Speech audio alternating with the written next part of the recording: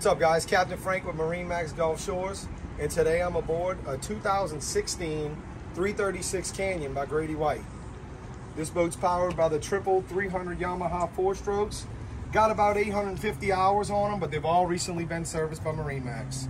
We do have a gen set on this boat, which powers this massive refrigerated fish box here. Got freshwater washdowns right here on the back. Moving forward, we got dual live wells. We got another freshwater system here, and we got 11 rod holders right here at the back. Triple helm chairs behind the steering wheel here. Pop-up electronics, Raymarine 212 inches. You got your Yamaha digital throttles and your Yamaha joystick, and of course, a Fusion stereo.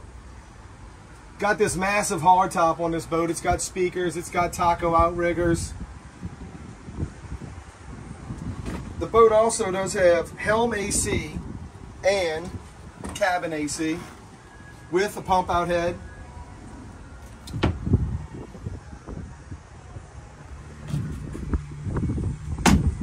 Moving forward, got your bow cushions with two big fish boxes, one on each side.